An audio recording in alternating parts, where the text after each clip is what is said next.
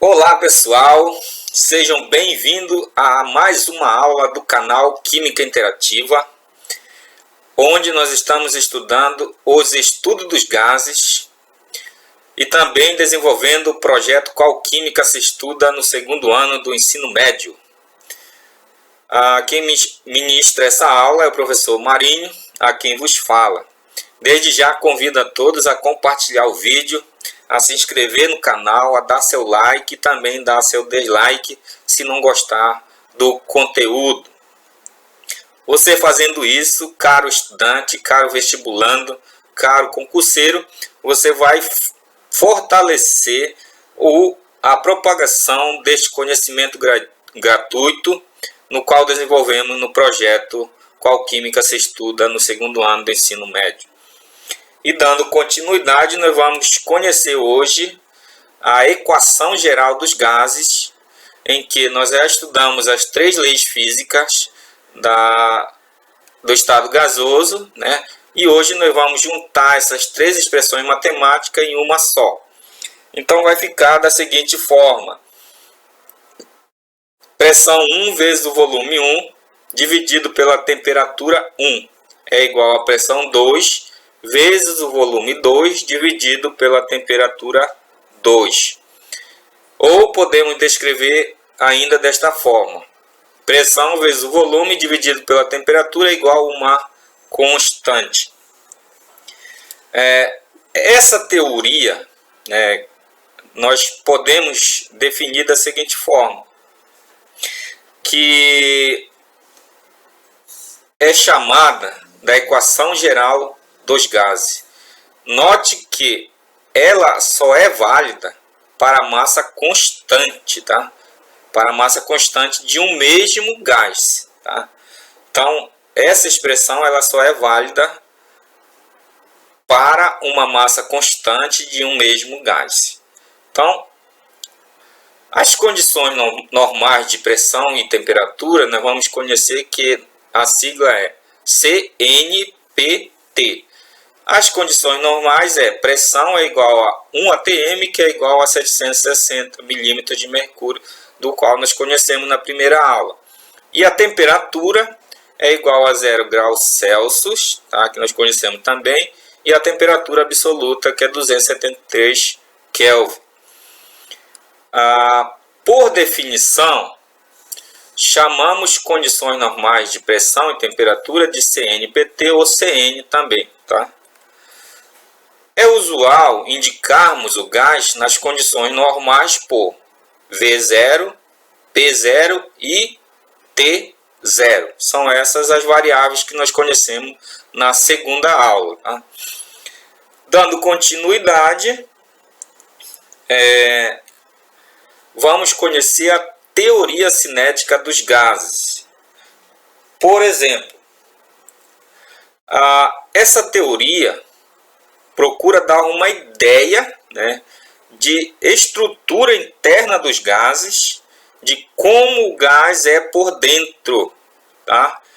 Criando um modelo que possa explicar os fenômenos e as leis experimentais mencionadas anteriormente, Então, a teoria cinética dos gases diz que todo gás é formado por partículas minúsculas, pode ser os átomos, moléculas, íons em movimento livre, desordenado em alta velocidade. Esse movimento é denominado de agitação térmica. Por exemplo, a velocidade das moléculas do ar nas condições ambientes é cerca de 1.400 km por hora do ar que nós respiramos, tá? A maior ou menor temperatura de um gás é medida do meio, ou seja, do menor e também do maior grau de agitação térmica de suas partículas, tá?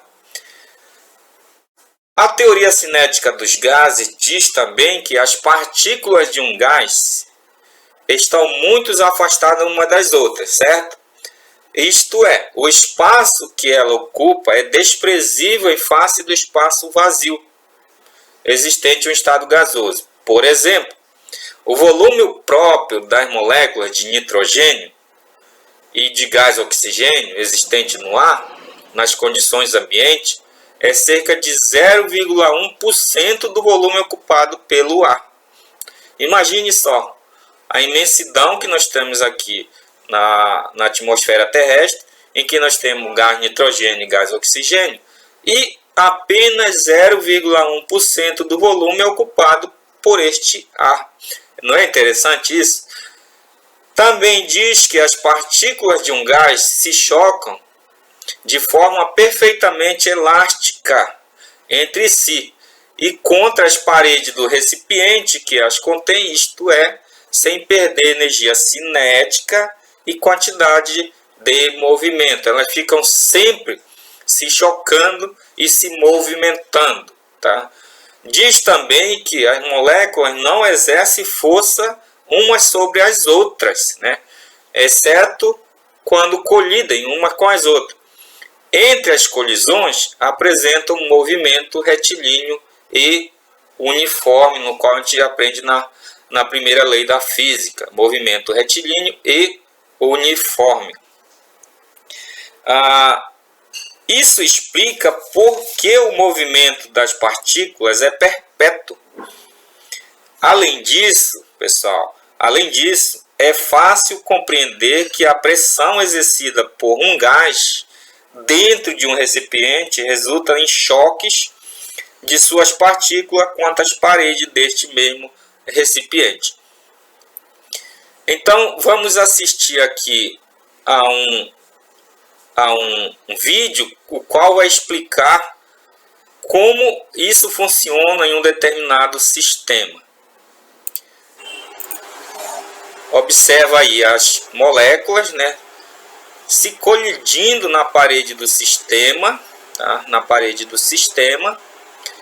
E você vai observar que quando eu aumento a colisões na parede, né, você vai ver que vai aumentar também aqui a pressão, tá? Você está vendo que está aumentando aqui a pressão. E isso explica sobre a teoria cinética dos gases. Então, caro aluno, isso é para explicar teoricamente como funciona a teoria cinética dos gases, tá? Em que elas se chocam em alta velocidade na parede interna do recipiente. Por exemplo, dentro de um pneu de um automóvel, por exemplo, é o choque das moléculas de ar com a parede do pneu que mantém esse pneu cheio, certo? Também se percebe que da mesma forma de ar com as paredes do pneu que mantém o pneu cheio, e também se percebe que a mesma pressão é exercida em todas as direções, como você observou aqui na animação. Isso equivale a desprezar as forças gravitacionais e as forças intermoleculares entre as moléculas, certo? Então, o gás perfeito, na verdade, na prática isso não existe, esse tal gás não existe, mas ele diz que gás perfeito, o gás ideal, seria o gás que obedeceria rigorosamente a leis e fórmulas estudadas neste capítulo que nós estamos estudando, em quaisquer condições de pressão e temperatura, e também deveria se encaixar perfeitamente no modelo descrito pela teoria cinética, tá? Nesse caso, o volume dos gases se reduz bastante e as partículas se avizinham-se, passando umas a interferir no movimento das outras, como vimos na animação. Como consequência disto, o comportamento dos gases, os gases comuns, por exemplo, que chamaremos de gases reais, sempre se afastam do comportamento de um gás perfeito, principalmente a pressões muito altas e a temperaturas muito baixas, né? Um gás real se assemelha mais do gás perfeito à medida que a pressão diminui e a temperatura aumenta. Em outra palavra, é bom que você conheça aqui e grave no seu caderno que o comportamento de um gás será tanto mais perfeito quanto mais rarefeito ele estiver, certo? Antes de passar o exercício, reforço o nosso convite para que você compartilhe esse vídeo, se inscreva no canal Química Interativa, dê seu like se você gostou e dislike se não gostou. Então vamos lá para a conclusão desta aula, fazer 2 exercícios para que você possa entender melhor esta matéria. O primeiro exercício tem aqui que 20 litros de gás hidrogênio foram medidos a 27 graus Celsius e 700 milímetros de mercúrio de pressão. Ele quer saber qual será o novo volume do gás a 87 graus Celsius e 600 milímetros de mercúrio de pressão. Observa que aqui nós temos a temperatura 1, a pressão 1, a temperatura 2 e a pressão 2, certo? O que ele quer saber? Qual será o novo volume? Qual será o novo volume? Então vamos lá, resolver isso aqui. Vamos aplicar a equação geral dos gases, que diz que pressão 1 é igual ao volume 1 dividido pela temperatura 1. Pressão 2 vezes o volume 2 dividido pela temperatura 2. Tá? Pessoal, é importante lembrar que nessa fórmula a pressão e o volume podem ser usados em quaisquer unidade. A temperatura, contudo, será obrigatoriamente em kelvins, tá? Como nós vamos resolver a questão. Aqui eu tenho pressão 1 é igual a 700 milímetros de mercúrio. Aqui tem um erro, esse zero não existe, vezes 20 graus Celsius.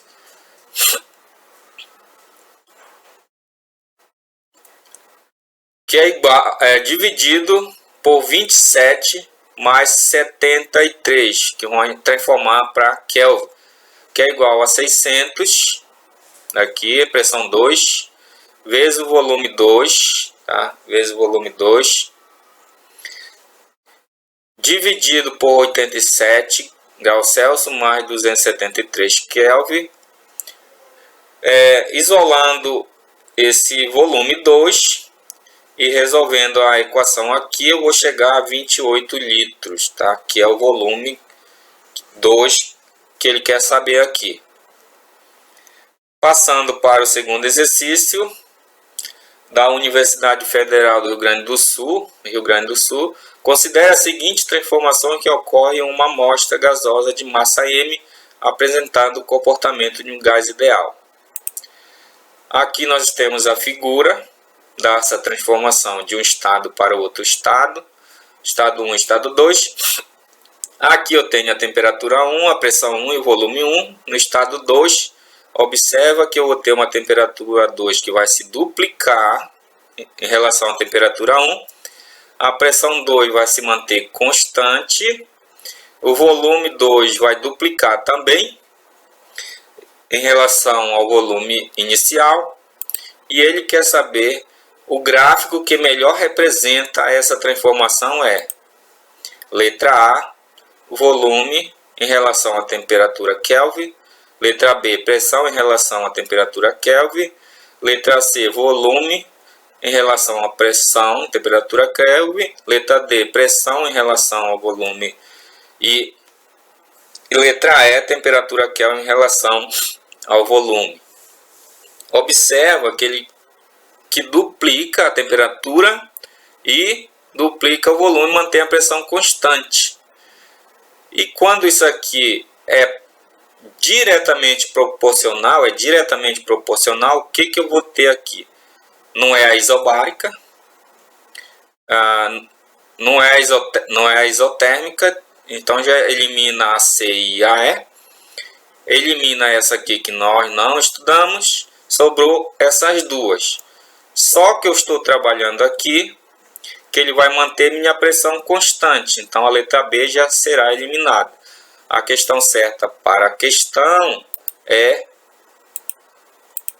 a letra A, que é justamente a relação de volume em relação à temperatura Kelvin, que é a segunda lei que nós estudamos, transformação isobárica. É isso aí, pessoal. Eu agradeço imensamente a sua participação. Agradeço imensamente por você ter ficado até o final desta aula. Muito obrigado.